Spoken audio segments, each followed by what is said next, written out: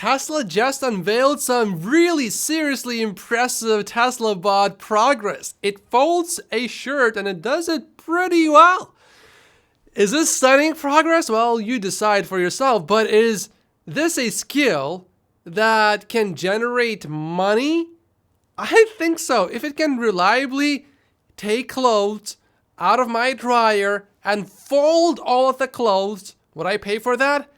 I definitely would. Some Tesla investors are certainly very excited right now. I saw some comments. Will this replace a woman? Farzad is telling his producer wife that we will finally be free. This whole time I thought the Model 3 would be Tesla's iPhone moment, but in reality it's looking more and more likely that it will be the Tesla bot. That's wild. But the Model 3 was Tesla's iPhone moment, and the Model Y really helped. And the next big moment for Tesla, I thought, was going to be the next generation vehicle and Tesla Energy, and then of course solving full self-driving. But now we have to consider a real possibility, maybe not a high possibility, but a real possibility that Tesla's Optimus could make Tesla money before FSD is fully solved. And that thought got me stunned. This could be Tesla entering the laundry business. Elon, though, points out that there is an important note to keep in mind. Optimus cannot yet do this autonomously, but certainly will be able to do this fully autonomously and in an arbitrary environment. Will not require a fixed stable with a box that has only one shirt. I am pretty sure, though, that there are multiple shirts in that basket. I do see something else in there. This Tesla job post mentions thousands of humanoid robots in real-world applications. This reads a bit like a Tesla bot update, so let's go through it. Tesla is on a path to build humanoid robots at scale to automate repetitive and boring tasks. Core to the Tesla bot, the manipulation stack presents a unique opportunity to work on state-of-the-art algorithms for object manipulation, culminating in their deployment to real-world production applications. Our robotic manipulation software engineers develop and own this stack from inception to deployment. Most importantly, you will see your work repeatedly shipped to and utilized by thousands of humanoid robots in real-world applications. Clearly, Tesla has some ambitious plans for the Tesla bot. Tesla Roadster is coming soon, says Best in Tesla, which is a fairly credible account. Elon did say this last year, that Tesla would finalize the design in 2023 and hopefully start production next year, so in 2024, which means we might get the Tesla Roadster in the first half of 2024, says Best in Tesla. I think his whole theory of the Roadster coming soon is based on this post. There's a rumor from this account, which I don't know how credible this is, but he says, I just left the Tesla service center. 2 senior techs from their shop were shipped back to headquarters last week to begin their training for the new Roadster releases. Imminent Roadster coming at the beginning of Q2. In the comments, some people are saying that this rumor is complete nonsense, and the person himself who is bringing out this rumor to all of us says could be, we'll have to see. So the conviction level is not really that high here. I don't think it's really an important car for Tesla, but I personally maybe would get one. I'm not really sure though. If the Roadster looks like this when released, I think by far it is going to be the best looking Tesla. There's a bit of drama going on between the Engineering Explained YouTube channel and the Tesla team. A Tesla employee personally responded to some of the criticisms. So let's figure out what's actually going on here. Tesla showcased their Cybertruck towing a Porsche 911 while beating up Porsche 911 in a drag race. Now, when I first saw this, I thought, wow, this is a genuinely clever and well-executed marketing stunt. It showcases the potent acceleration of EVs that the world of combustion engines struggles to match. But then I heard rumors it didn't actually complete a quarter mile in the drag race. Instead, it only completed the 8th mile. This was easily verifiable watching the video, because you can see in the split view that when the Cybertruck crosses the finish line, it's only halfway to the timing boards, which mark the end of the quarter mile. Now, when it comes to drag racing, the quarter mile is the most important metric. It's why Tesla provides the quarter mile time at the end of the drag race video for the Cybertruck. And yeah, it's misleading to show this immediately after watching an 8th mile race, without informing the viewers. But it's not like Tesla is saying it can tow a Porsche 911 across the quarter mile faster than the Porsche 911 can go by itself. It can tow a Porsche 911 across a quarter mile faster than the Porsche 911 can go by itself. Say what? Here's Wes's ex-bio read Cybertruck lead engineer plus reliability test and analysis for all Tesla vehicles. One underlying assumption, which is what any reasonable engineer would assume the video showed, was the best run. It was not, and that's very important, but it was the most dramatic finish. So why didn't we do a full 1/4 mile?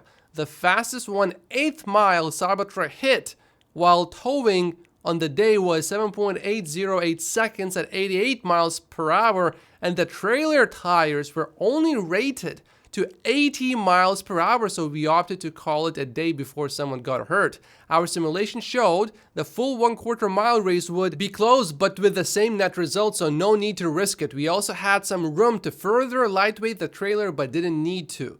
I'm glad this is so unbelievable that people care to do this analysis. So imagine if you are already going at 88 miles per hour, and then you basically double the distance.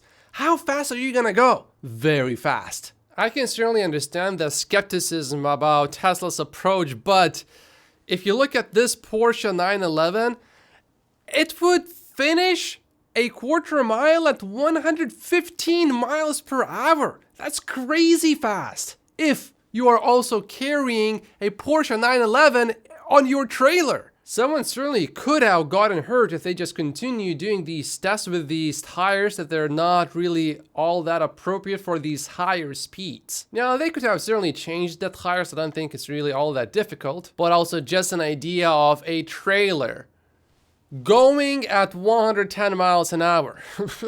That's a bit crazy. Oh wow, we are seeing a whole bunch of Cybertrucks getting ready for customer deliveries in Dublin, California. I haven't seen a single Cybertruck on the road in real life yet, but I think that is going to change pretty soon. Panasonic to soon make new batteries for Tesla could reduce EV prices. Panasonic said it will produce a new and improved version of the 2170 cells used in Tesla Model 3 and Model Y at the plant in Nevada that it operates with Tesla sometime during 2024 or 2025. The new cells, which pack a lot more energy density, could help reduce EV prices, the company states. It sounds like we are either going to get longer ranges in EVs or cheaper EVs. I like both options. Despite the strikes, Tesla is planning to open 31 supercharger locations in Sweden in 2024. There have been a few delays, but clearly Tesla is still planning to open so many more superchargers in Sweden. Jeff points out a few benefits of spending billions of dollars on ads per year. One is how the media treats you. For example, there's this headline, I believe this is CNBC. It says 10 years in, GM CEO Mary Barra has built her legacy on change and crisis. 2024 will bring new tests. The automaker is facing challenges with EV demand and its Cruise autonomous driving unit, but those headwinds may play to Barra's strengths. I don't quite think I ever really see things like that said about Elon Musk. GM spent $2.22 billion in the previous year on advertising. It looks like lithium prices have stabilized, but they are still dropping, but slowly now. We are back to 2018 levels though now. It takes some time for the prices of raw materials to trickle down into actual batteries because it takes a bit of time to how all of these raw materials put into the batteries and then put the batteries into the vehicles and then actually deliver the vehicles to customers. But there's no doubt that there's pressure for these prices to come down. As you would expect from the Japanese, Nissan has reportedly delayed the production start of two brand new US-made EVs to 2026 and 2027. One reason for the delay is that Nissan has concerns about the profitability and market demand for EVs, which really means they have concerns about their competency, about their ability to make good EVs. Now, LG has opened its first US EV charging factory in Texas. Its new EV charging station factory has the capacity to produce more than 10,000 chargers per year. LG will start making 175 kilowatt chargers in the first half of this year and 350 kilowatt chargers later this year. Currently, fastest Tesla chargers that you can actually use and fully utilized are basically capped at 250 kilowatts, so 350 is pretty good. Tesla's V4 superchargers will be faster than 250, by the way, so it's not like Tesla is not making any progress with charging speeds. Tesla's website ranks second in customer satisfaction in JD Power study. I wonder who placed first? The study was based on responses from over 12,000 respondents, and they just looked at the automotive manufacturer websites. And manufacturers with a larger portfolio of electric vehicles tend to have higher website satisfaction ratings. Tesla scored 749, just 2 points behind the top-ranked Mercedes-Benz in the premium segment. From my personal experience, I would have to disagree with this assessment because I had a Mercedes and I did not like the website experience, nowhere near as much as I liked Tesla's experience. Here is the rest of the list. Yeah, these are all premium brands only. I don't think it's a particularly important metric for Tesla because it's a bit subjective. You're doing a survey instead of looking at the actual conversion rates. Years ago, I ran websites with newsletters, and eventually over 1 million email addresses have been collected from these websites. And one thing that I always noticed when I would do split tests, for example, I would test a really pretty nice looking website and a rather ugly website, and oftentimes the ugly one would have higher conversion rates, meaning more people would submit their email addresses to sign up for the newsletter. And later on, I learned it's not necessarily so much about making the website ugly. It's more about making the website very simple. You never want to make your website look really busy if you are trying to get someone to take a certain action. For example, you want the person to buy the vehicle here. You make it as simple as possible. You do not make them go through 10 different pages. With Tesla, you just choose which trim, which color, which wheels, and it's all done on the same page, which is genius. You don't need to go through multiple pages, which increases conversion rates, and you're pretty much done. You just click to continue payment, and there's just one more page. I remember configuring a Mercedes, and I had to go through what felt like 10 pages. When you click on the next page, it has to load. It was a pain. Here, for example, you configure your colors and your wheels. Then you can't just scroll down. You have to click on, okay, next, interior. Then the page reloads, and this time it reloaded really fast because I already went to the next page, but usually it reloads like this.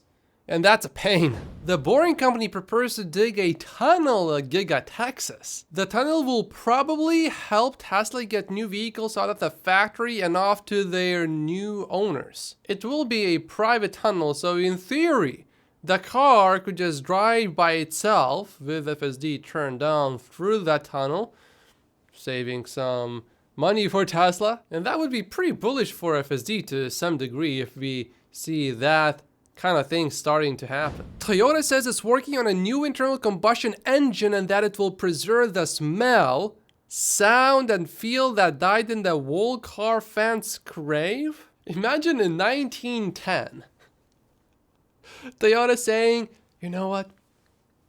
We understand you guys.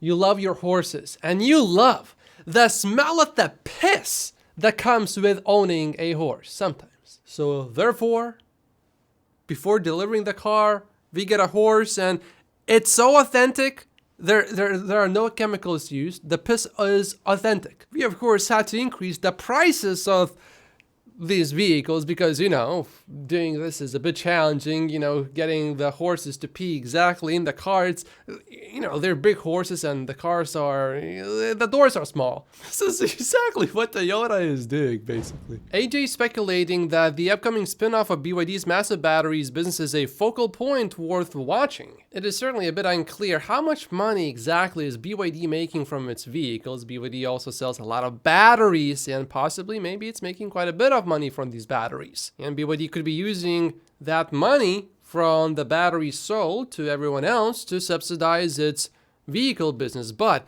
if BYD spins off this company, then we would have a better look at BYD's financials, and maybe we would see that BYD is not really making all that much money from its vehicle business. So that's a development worth following.